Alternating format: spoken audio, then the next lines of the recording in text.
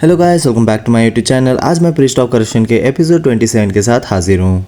इस एपिसोड के स्टार्टिंग में वही सीन देखते हैं जिधर हमारे मेन कैरेक्टर ने उस पिंक हेयर वाली लड़की को उसके गले से पकड़ के रखा होता है, जिधर वो पिंक हेयर वाली लड़की बोल रही होती है, मैं तुम्हारे बारे में बहुत सोच रही थी, क्या तुम मेरे बारे में सोच रहे थे? फिर हमारा मेन कैरेक्टर बोलता है, नहीं मैं तुम्हारे बारे में नहीं सोच रहा था।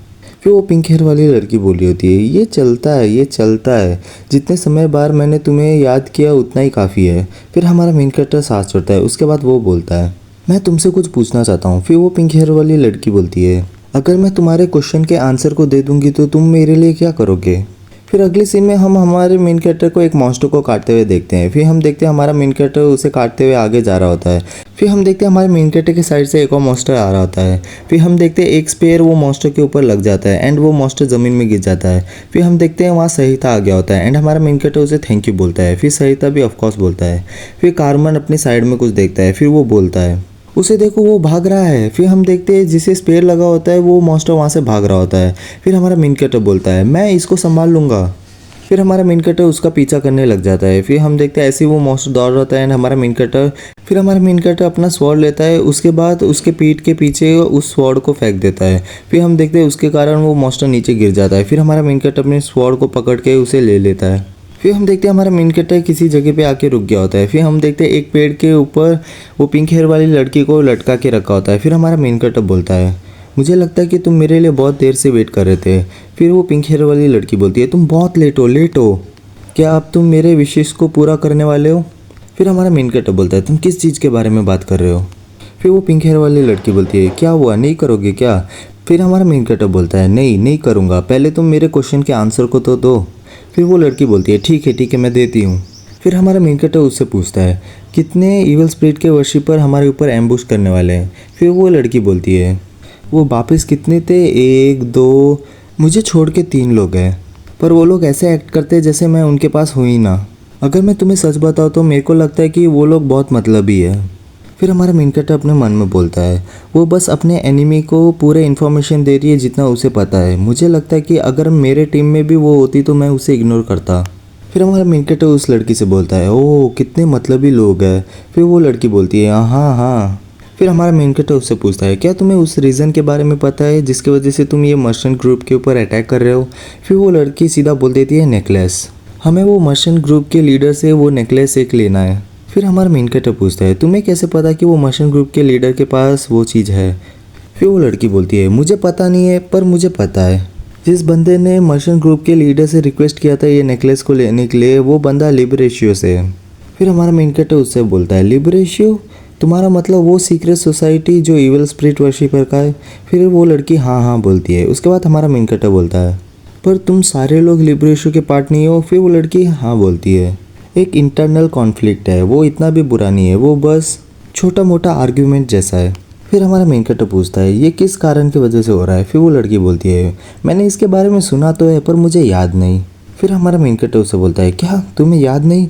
क्या तुम कोई साइड में नहीं हो? फिर वो पिंक हेयर वाली लड़की बोलती है, मैं न्यूट्रल हूँ, मैं बस काम तब करती हूँ जब मुझे पैसे या कोई मटेरियल दिया जाता है। फिर हमारा मेन कैरेक्टर उससे पूछता है, किस तरह का मटेरियल? फिर वो लड़की बोलती है, वो जो मैं डॉल यूज़ करती हूँ उसके लिए। ऑफकोर्स मैं एक प्रीस्टेस हूँ जो शेकिंग स्ट्रिंग को वर्शिप करती है। फिर हमारा मेन कैरेक्टर मन में बोलता है, इसका मतलब जो पहले मेरे सामने एक बंदा आया था और जो अभी है वो सारे के सारे डॉल है। फिर वो पिंक हेयर वाली लड़की बोलती है, हाँ तुम्हें अच्छे से ध्यान रखना चाहिए क्योंकि जो लोग मेरे साथ आए थे वो मेरे बिना कुछ प्लान बना रहे हैं।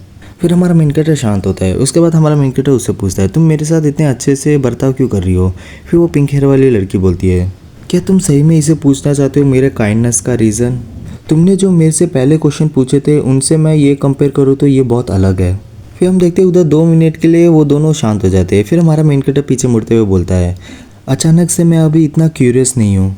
फिर वो पिंक हेयर वाली लड़की बोलती है, क्यों जल्दी से मेरे से पूछो ना। फिर हमारा मेन कैरेक्टर सीधा उसे मना कर देता है।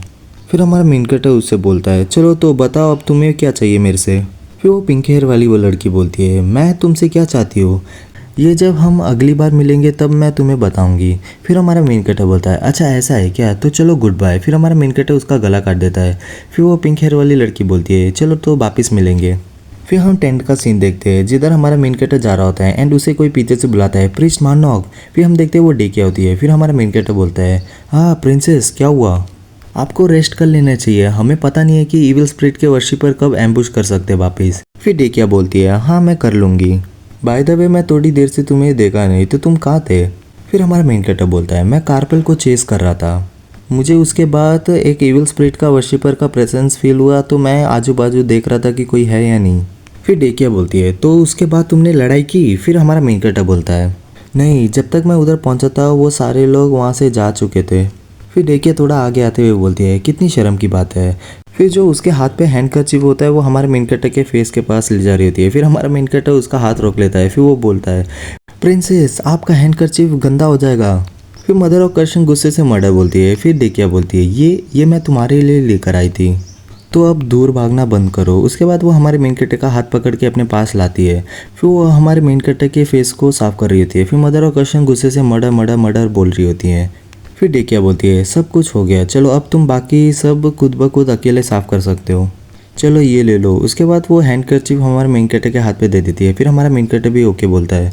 फिर वो वहाँ से जाते हुए बोलती है, चलो तो गुड नाइट प्रिस्ट मार्नॉक। फिर हमारा मेन कैरेक्टर भी बोलता है गुड नाइट। उसके बाद हम देखते हैं कि हमारा मेन कैरेक्टर अपने टेंट में आ गया होता है। फिर वो बोल रहा है, हाँ आज का दिन सही में इतना बोला ही होता है कि हम देखते हैं हमारे मेन कैरेक्टर के चेस्ट के पास जो मदर ऑफ कर्शन का हाथ होता है वो चमकने लगता है। फिर हम देखते हैं मदर ऑफ कर्शन बाहर आ गई होती है।